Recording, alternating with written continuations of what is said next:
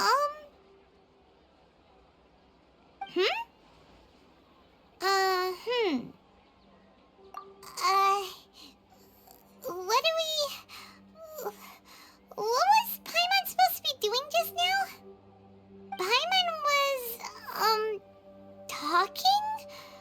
Huh. Paimon suddenly can't remember what she was talking about. What was it again?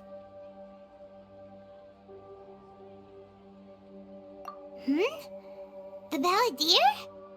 Is that a food too? Huh. Weird name, though.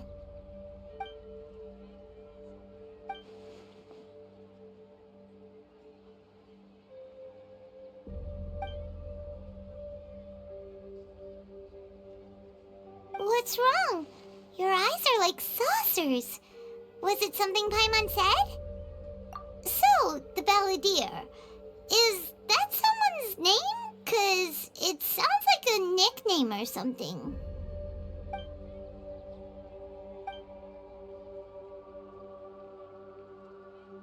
Okay, sure. Where are we going? Huh? Fine by Paimon, but is everything okay? You're acting like this is an emergency. We've made it to Amanoma Smithy. Ah, it's been a while. Of course. Go ahead. Oh. Now there's a question I wasn't expecting. Very well. I'll tell you what I know once more. The once renowned Raiden Gokuden, comprised of 5 branches. Amenoma, Futsu, Ishin, Hyakume, and Senju. The art of forging practiced by these 5 clans was first taught to them personally by the almighty Shogun. Over time, the 5 branches diverged from one another as generations of bladesmiths honed and perfected their craft until they became 5 distinct traditions. Most of the great swordsmith clans of old have since fallen into decline, and for a long time, only the Amenoma branch kept its art alive. But fortunately, Kaedehara Kazuha recently returned to Inazuma and took up the mantle of the Ishin art. Now, 2 clans remain of the original Gokuden 5. If my memory serves me right, you yourself were present when he forged the Ishin blade. Oh yeah, we were! Paimon remembers that now. They learned a bit about the decline of the Raiden Gokuden then too. It seems like such a shame. That, my friends, is a tragic tale indeed. In fact, this was not made known to me for most of my life. All these years, I knew of those great clans' demise, but never the cause. Only recently, when the question was on my mind, did I ask Kaedehara Kazuha about this. He told me that, as we are both heirs to a branch of the Raiden Gokuden, it was right that I should know the truth. There is no harm in telling you, but I must warn you. It is a dark and sorrowful tale. The Raiden Gokuden were the targets of a murderous rampage by a vengeful bladesmith. Vengeful? Why? 400 years ago, so I'm told, there was a catastrophic malfunction in Tatarasuna's furnace. One brave swordsmith heard the commotion and chose not to flee, but he rushed to the scene, hoping to prevent a disaster. Tatarasuna was home to a state-of-the-art forging and smelting operation in that day, and overseeing it was the armory officer. His surname was Niwa, though he had family ties to the Kaedehara clan. Knowing that they had just one chance to save countless lives, Mr. Niwa and the swordsmith leaped together into the furnace. The furnace quickly stabilized, but neither of them made it out. The smith's death, though heroic, dealt a devastating blow to his family's fortunes. His orphaned son was left to fend for himself, and grew up deeply resentful at the world. In his heart, the whole of Inazuma was culpable in his tragedy. He hated the almighty shogun for her apparent indifference towards his father's death, and he hated everyone who had done nothing to try and save him. Powerless and destitute, the only legacy he had to pass on to his children was his hatred. Generation after generation bore this grudge, living in utter misery. Alas, if only the story could have ended there. But 100 years ago, the then head of this family reached the end of his wits. He could bear their fate no longer, and yet he could do nothing to change it. Finally, he made a drastic decision to take revenge on the Raiden Gokuden. In doing so, he sought to vent his pent up anger and shake the very foundations of Inazuma's forging industry. In his fury, he murdered indiscriminately, killing even bladesmiths from the Hyakume clan which he belonged to. His goal was absolute, the devastation of all of the Raiden Gokuden. But when he came to the Kaedehara and Kamisato clans, his killing spree came to an abrupt end. He failed to catch them unawares. They fought back fiercely, and they did not spare his life. That is why the Kaedehara clan and their Ishin art survived that day. I suppose they were the lucky ones, under the dire circumstances.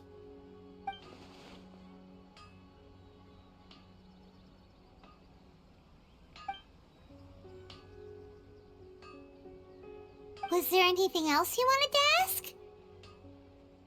Kazuha? Why, yes. Just yesterday, in fact. We spoke for a while over some tea. He seemed well.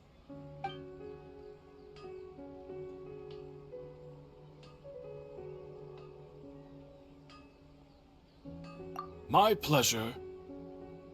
Don't tell Paimon. There are other places you want to visit too, right? Your expression says it all. You can't hide anything from Paimon. On to the next stop. Lead the way, traveler. Paimon will be right behind you. We're here. This is the Yashiro Commission's headquarters, so... Traveler, it's been a while. If you're looking for the Commissioner and Miss Kamisato, I'm afraid your timing is unfortunate. They're not here right now.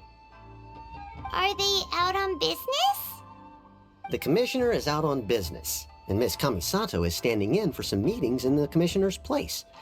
If it's urgent, you're welcome to wait inside until they get back. What do you think? Shall we go in?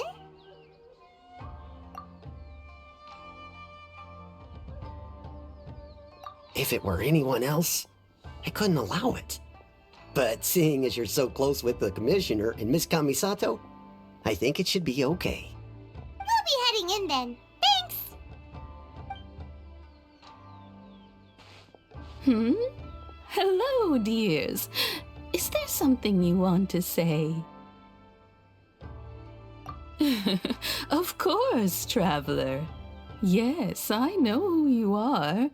Miss Kamisato has told me about you. What would you like to know? Oh, they're both very well indeed. Lately, Miss Kamisato has been rather busy attending all kinds of meetings and occasionally paying visits to some local organizations on the Commissioner's behalf. As for the Commissioner himself, well, you know, busy as ever. That much hasn't changed. Although he does seem to be in a rather good mood these days. So pretty much business as usual on the Yashiro Commission, huh? Very much so.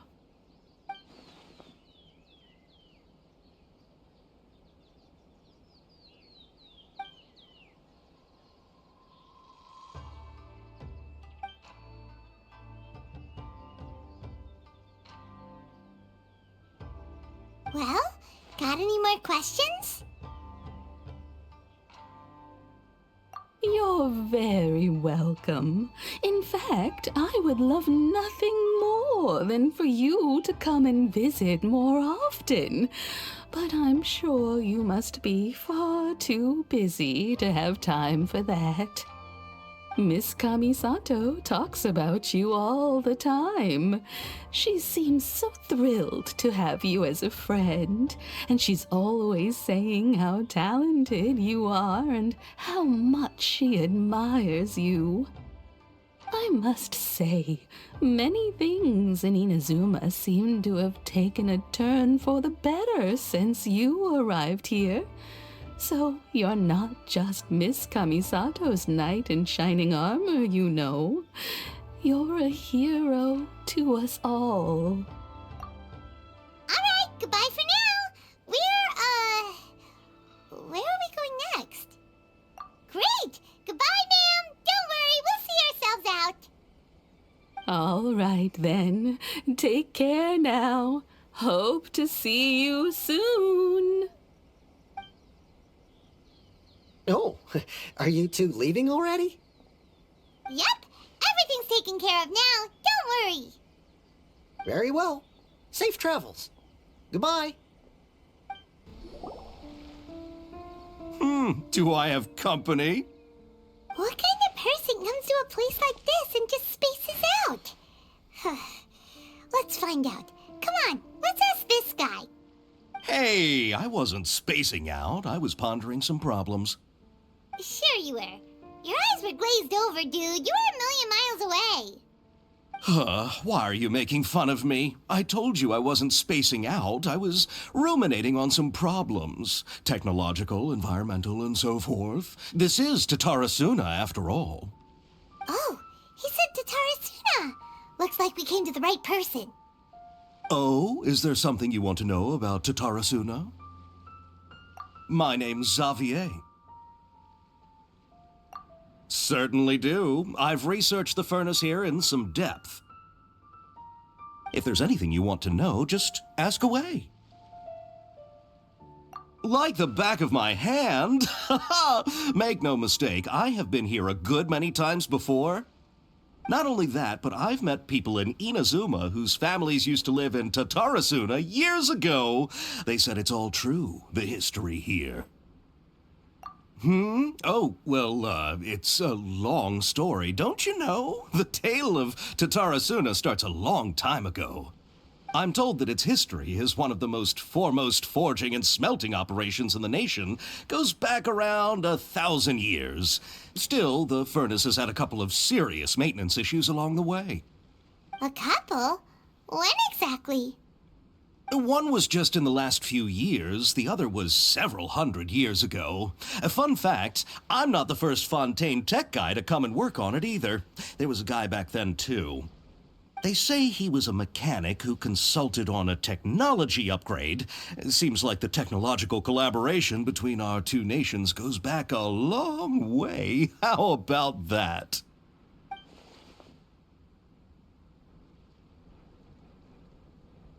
Hey, weren't you gonna ask Xavier something about Tatarasuna? Come on, ask already.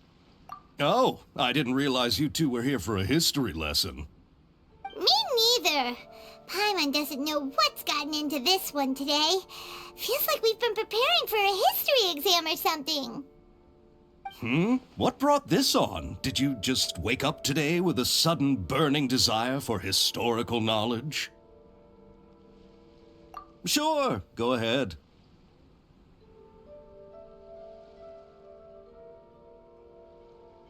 A kabuki mono? No, I can't say that I have. I do know the word, Inazuman for those eccentric types who always go around dressed to the nines. Just the sort of person that I'd like to meet, actually. But sadly, I've never had the pleasure, nor have I come across anything to do with a kabuki mono where Tatarasuna is concerned.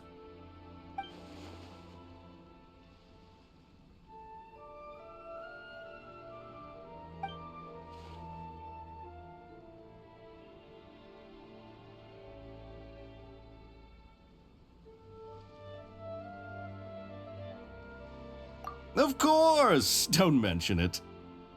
Oh, we're leaving? Okay, bye, Xavier. Oh, you're most welcome. More than happy to help. Farewell. Looks like you got all the information you're looking for. Sure, but what's up with you today? Whatever it is, it seems like it's really troubling you. Keep your smile, Spinal Crocodile. No matter what happens, Paimon will always be there for you. Come on, you gotta keep it together. Why don't you grab something to eat? You can't go facing life's challenges on an empty stomach. All right, let's head off and go meet Nahida. Hey, it's them!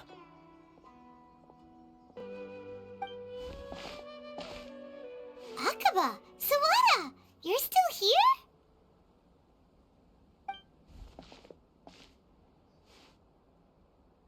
Indeed we are. If you have a moment, we'd love for you to join us once more. We have time. What do you want to talk to us about? It's the same topic we discussed last time. Obviously. Still looking for more info about Tatara Suna, huh? Should we join them?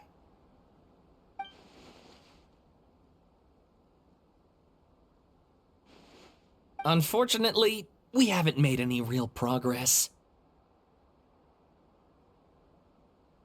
Huh? Oh, of course.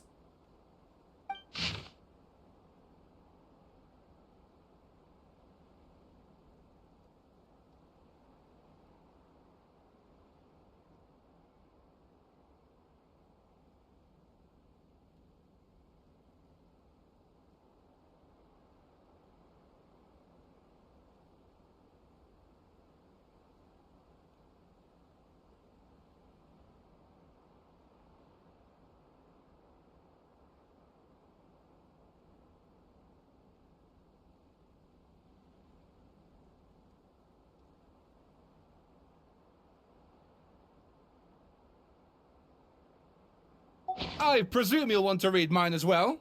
Here.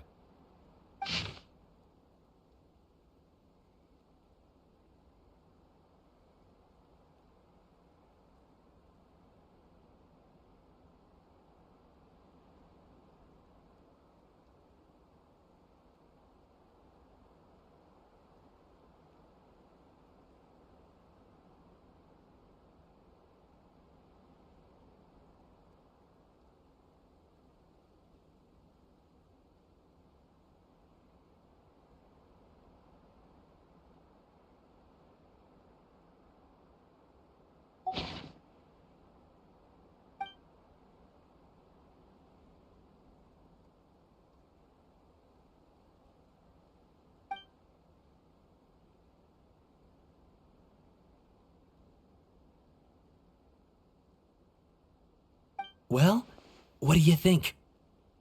Hey, Traveler. Remember how last time Akaba was saying how he wished he could gather more information about all this? Well, we just got back from Inazuma. So how about we tell them what we learned? What did you find out? Something big? It's a long story. Basically, we have some friends in Inazuma, and... Wow, so many new details. Thank you so much for sharing that with us. Well, well. So it all comes down to one man's desire for revenge. Huh. You heard this from a member of the Arminoma clan, you say? Then I guess it must be true. Ugh. So there's no ghost story here after all. This new information actually lends further credence to my hypothesis. Evidently, swordsmiths were seen as having an incredibly prestigious role in society those days, to the extent that harming them was conceived of, at least by the perpetrator, as a way of exacting revenge against those in power. Yes, okay, point taken, you were right. But that doesn't mean I can't carry on with my novel. And they're back at it. These guys are really into this. Oh, so sorry. Look at us, prattling on about our projects and ignoring you. Thank you so much for the information. You're welcome. See ya. Keep us in the loop if you find out anything else. Will do. Great! I can finally move forward with my novel. But what a sad story. I don't know what I was expecting, but I never would have guessed this.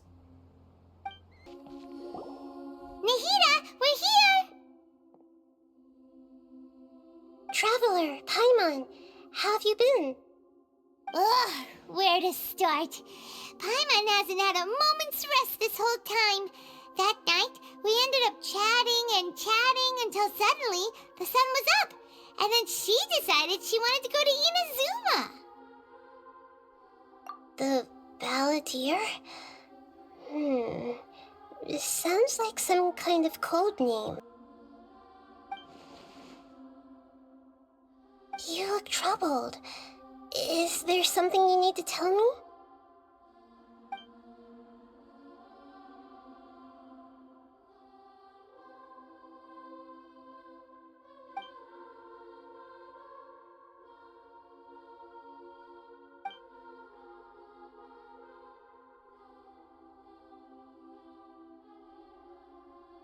Traveler?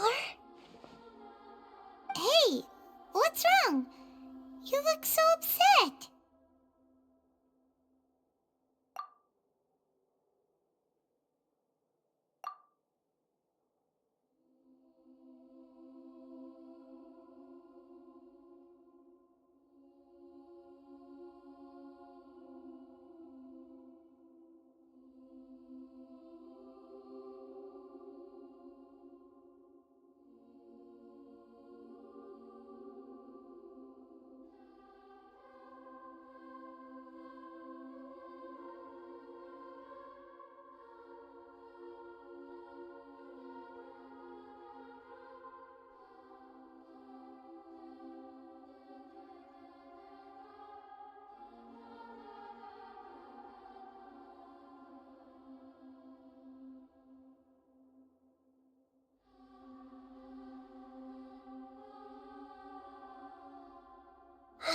That's quite a story. So, this puppet known as the Balladeer erased himself from Irminsul, hoping that he could change the past. But how was he even able to do that? As the Traveler said, he very nearly became Sumeru's deity. Admittedly, I remember it a little differently. I don't recall finding anyone inside the machine after we defeated it.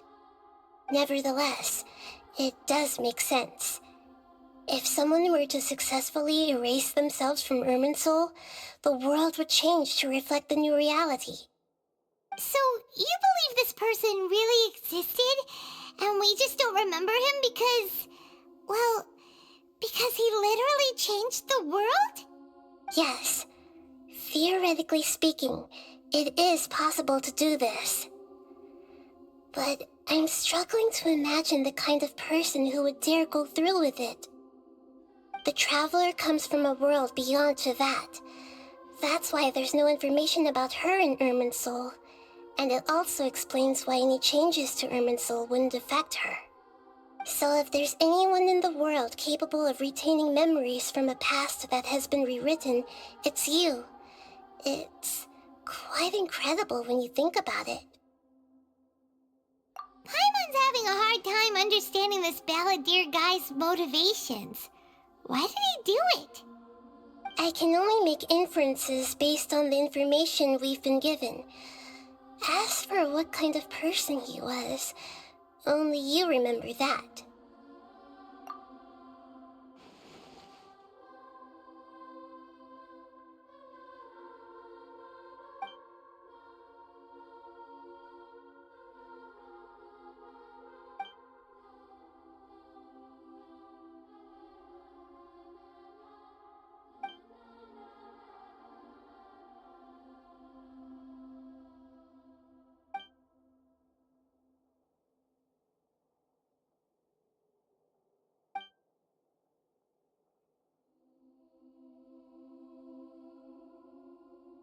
something else worrying you? Something that you can't share? It couldn't change the fate of the ones who had died, right? Once the balladeer realized he hadn't been betrayed after all, it must have completely changed his view of the people of Tatarasuna. Now he saw them as friends again. He couldn't keep hating humans after that. And if he thought there was a chance he could save his old friends, it would be hard not to try.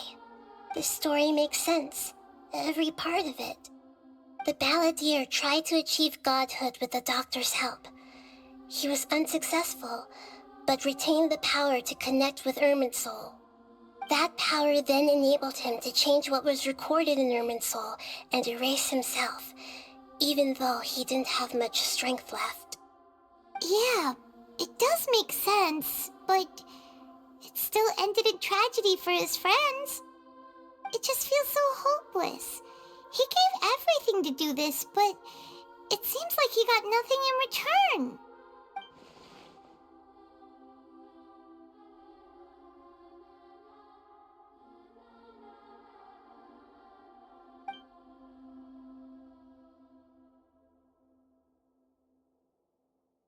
Please wait a moment.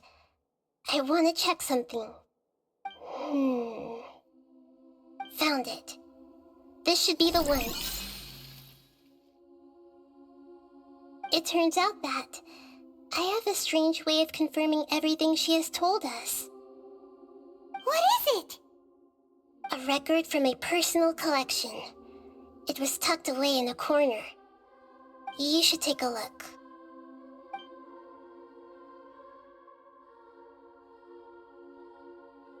Is this a fairy tale? Who wrote it? I authored this record myself. Huh? You wrote a fairy tale that somehow has something to do with the balladeer? When combined with the traveler's narrative, it's clear that this story is an allegory. Everything in it is a symbol for something else. Hold on. So this record survived from the past? Yes. Any information about the balladeer or the Kabukimono and other records will have been changed. But I wrote this story in a way that means it was left intact. Changing the information in Irminsul changes to that. But Irminsul can't change information that was well hidden in advance. I guess I must have written this story as a backup before the balladeer entered Irminsul. That's incredible! What a great idea! And sending the traveler into Irminsul with the balladeer must have been a further precaution. I knew she'd remember everything. This story is abstract enough that it still resonates with the present information recorded in Irminsul. But if we connect all the different pieces together, the true story that emerges is the one she told us, the now erased life of the balladeer.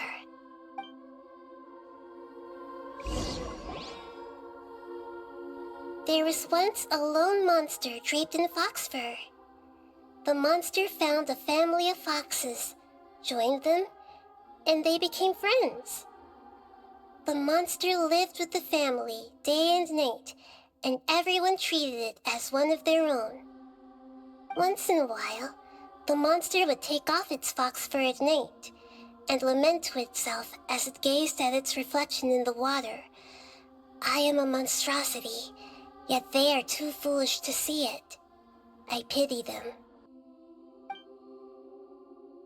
But the monster soon found solace when another came to live among the foxes who was not their kin. A kitten, carved from the wood of a white tree who had been abandoned by the humans. The kitten too wished to become a fox, but its tail was too slender and it could not grow a coat of richly colored fur. Yet when the other foxes saw this, they spoke words of comfort to the kitten. Even without a tail and fur like ours, you are still one of us. Furious at this happy resolution, the monster lit a fire on the mountain. The terrified animals panicked as the fire spread. The only way to extinguish the flames was to make a sacrifice. A gray fox stood up and addressed the monster. It said, "You are the cleverest among us. Surely you can help us find a way to solve this." The monster smiled, led the fox toward the fire, and murdered it. The gray fox's heart was turned into a beautiful drop of water, clear, spotless, and pure.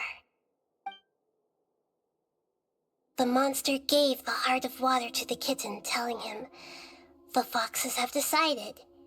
You are the one who must be sacrificed.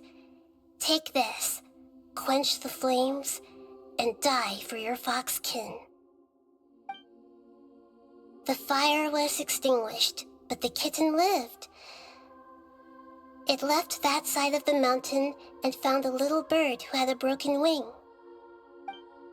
The two promised they would spend their whole lives together, but the little bird did not have long left to live. It passed away soon after. After burying the bird, the kitten left the mountain for good. Never again would it cherish a single creature nor a single blade of grass that stood on that mountain. The kitten spent the nights wandering aimlessly, gnashing its teeth at the moon. How it wished to swallow the moon and devour the moonlight. If the world could only return to darkness, then it would finally be peaceful and content. I will become the new moon, the answer to everything. Then, no one will know that there were once birds, foxes, and cats in this world. And no one can know that they were different.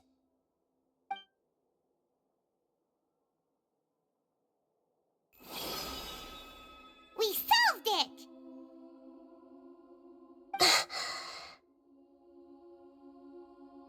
I remember now. This is not just the Balladeer story. It is his very own memories. I made a backup so that it would be preserved no matter what happened. To become a god, he was experimented on and modified countless times. It was brutal torture, and the only reason he was able to survive is that he was a puppet. This memory was extracted from him by the scholars. Presumably, they kept it to have something to defend themselves with. Creating a deity was just the first step. Some of them wanted to be able to control it. That's why they backed up his memory for later use. I buried it deep inside one of my own dreams, and then hid it inside an allegorical story so that it wouldn't be altered. It's hard to believe that this person really existed, let alone that he tried to get rid of us on more than one occasion. Paimon has no memory of him at all. He completely vanished like a puff of smoke. The Balladeer agreed to help me look for information about the Descenders, and although he was unsuccessful, he still helped you. Before he vanished, he confirmed an important detail, that Conria was where your twin first came into this world. We still don't know how the change to Irminsul will affect the senior ranks of the Fatui, but in all likelihood, they won't even remember their own Harbinger.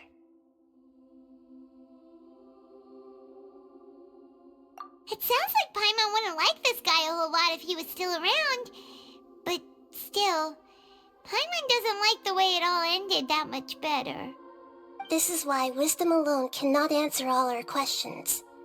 We look, we see, and we comprehend, but the question still troubles us. So the answer is not everything. People yearn to find the truth and then conquer the troubles they face. When you give someone the truth, you give them a chance to choose their own destiny. To others looking on, this may seem like a pointless endeavor, but for him, the chance to act on his desire to disappear must have meant a lot. Never forget that even when we walk beneath dark clouds along a road filled with suffering, the light of wisdom is always there, guiding us toward a better destination. And that is what you have been doing all along. Yeah, Nahida's right. Cheer up. How about we go get something to eat? We can pick up this heavy conversation again later. Good idea. Paimon, why don't you take her out for a walk to clear her head?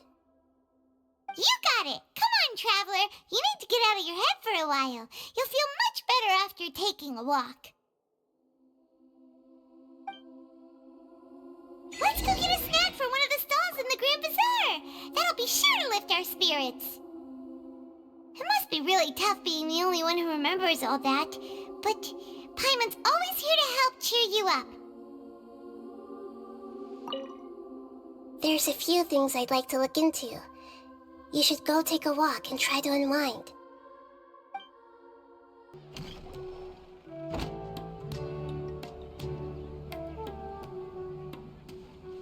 We're here! What should we eat first?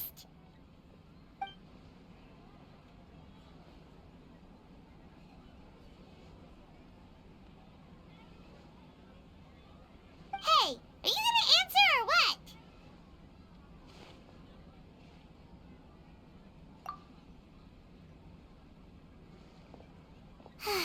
Alright, whatever you want.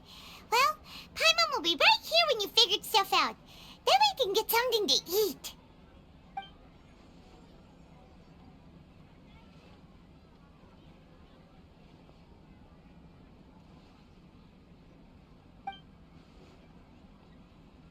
What is it? Have you figured it all out?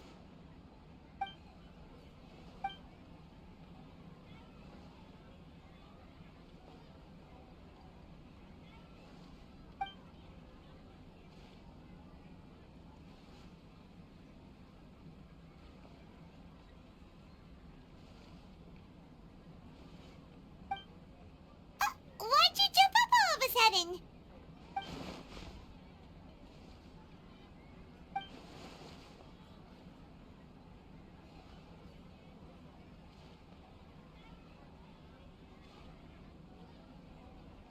Excuse me, boss. There seems to be a small problem with the last bill. Look, here.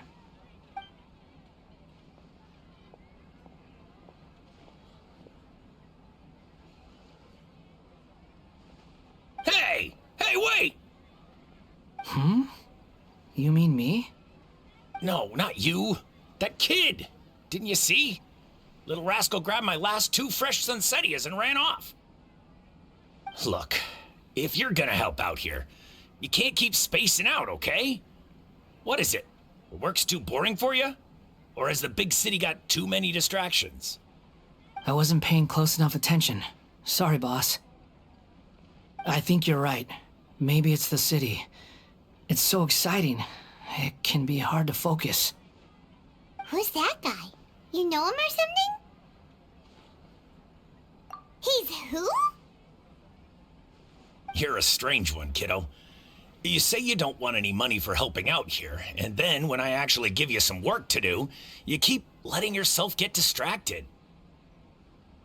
I don't want to take advantage, so I'm happy to pay you what I'd pay anyone else. But if you keep acting like this, pretty soon I won't be able to afford to. No, please. I mean it. You don't need to pay me anything. I'm just so thankful you agreed to take on an outsider like me. You're welcome, I guess. But I got bigger things to worry about. Look, we're all out of Sunsettias, and I promised the lady down the street I'd deliver a fruit bowl this evening. Leave it to me. I'll find some more. Just a moment. I'll be right back. Stop. I'm gonna level with you, kiddo. I've never met a worker who said they didn't want a wage before. And at first, I got greedy. Couldn't believe my luck. But I figured you'd start asking for something in return eventually. You don't want money. You don't take days off. And in your free time, all I see you do is wander around, taking in the sights. Are you a drifter or something? That's right, I am. We can talk more about that later. First, let me get those fruits you needed. Sunsettias, was it? I'll be right back. Hey, what do we do now? Okay, stay out of sight.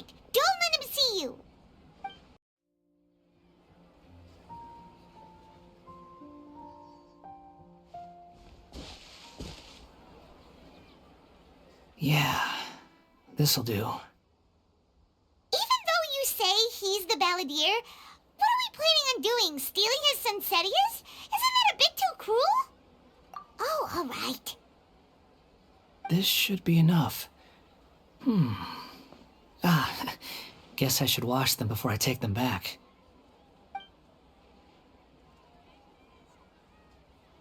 Huh?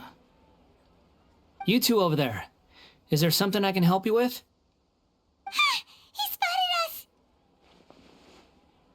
You've been following me all the way from the city. I'd have to be blind not to notice. Have we met before? No, we haven't met. But you know me? I have no recollection.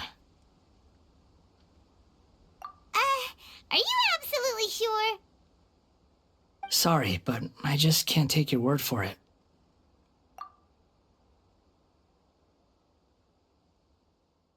A puppet?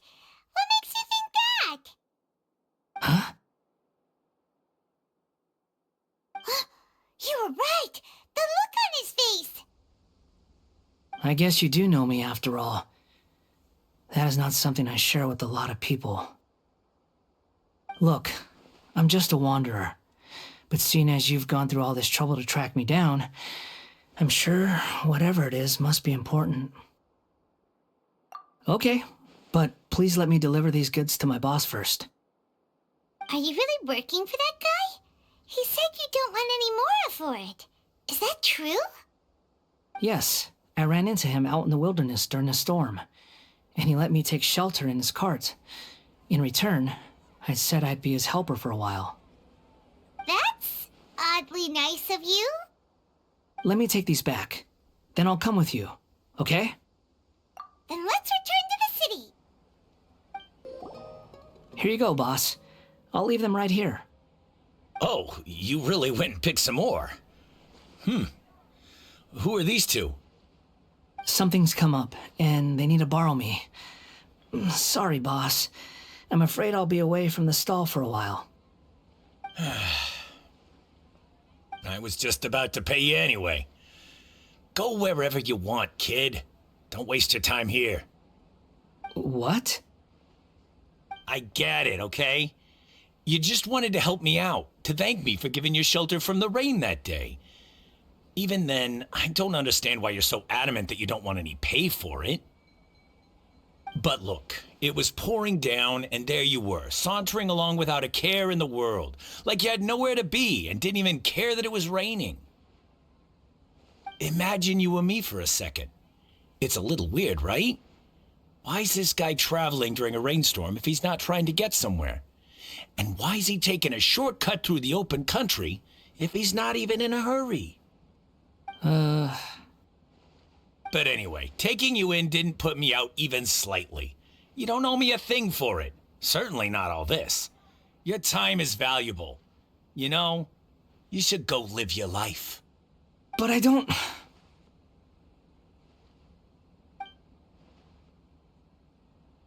No, you're right.